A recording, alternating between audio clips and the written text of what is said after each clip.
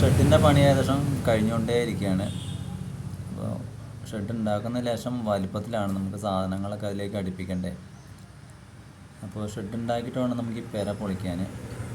അത്യാവശ്യം വലിപ്പത്തിലാണ് ഉണ്ടാക്കുന്നത്. മറ്റേ സൈഡ് കൊണ്ട് നെറ്റ് മറിക്കാനാണ് ഉദ്ദേശിക്കുന്നത്.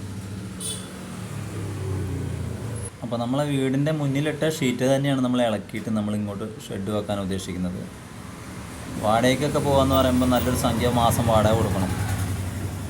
അപ്പോൾ അത് കരുതിയിട്ടാണ് ഇപ്പോൾ നമ്മൾ ഷെഡ് ഉണ്ടാക്കി, നമ്മളെ സ്ഥലത്ത് തന്നെ ഷെഡ് ഉണ്ടാക്കുന്നത്. അപ്പോൾ സൈഡൊക്കെ ഏകദേശം മറച്ചു, പച്ച നെറ്റ് കൊണ്ടാണ് നമ്മൾ മറച്ചത്. അപ്പോൾ പച്ച നെറ്റ് നമുക്ക് മാറ്റി നമുക്കത് കറുപ്പ് നല്ല കട്ടിയുള്ള നെറ്റാക്കണം. സൈഡിൽ ഒരു സൈഡ് മൊത്തം പച്ച.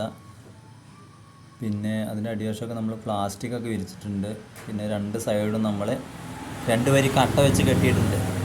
എന്തെങ്കിലും മെഴുജന്തുക്കൾ വല്ലതും കയറാതിരിക്കാൻ വേണ്ടി നമ്മൾ സൈഡ് മൊത്തം 2 വരി കട്ട മൊത്തം കെട്ടിയിട്ട് നമ്മൾ അതിൻ്റെ മേലെ കൂടെ പ്ലാസ്റ്റിക് ഇട്ട് മറിച്ചിട്ടുണ്ട്. അങ്ങനെയാകുമ്പോൾ ഒരു ജന്തുക്കളൊന്നും കയറാതിരിക്കാൻ വേണ്ടി നമ്മൾ ചെയ്തിരിക്കുന്നത്. കുഞ്ഞുങ്ങളൊക്കെ ഉള്ളതല്ലേ, അപ്പോൾ അതുകൊണ്ട് നമ്മളത് വൃത്തിയായിട്ട് തന്നെ ചെയ്യുന്നു. കുറച്ച് സാധനങ്ങൾ കൊണ്ടതിനകത്ത് അടുപ്പിച്ചു, കര പൊളിച്ച് കുറച്ച് സാധനങ്ങൾ കൊണ്ട് അടുപ്പിക്കാറുണ്ട്.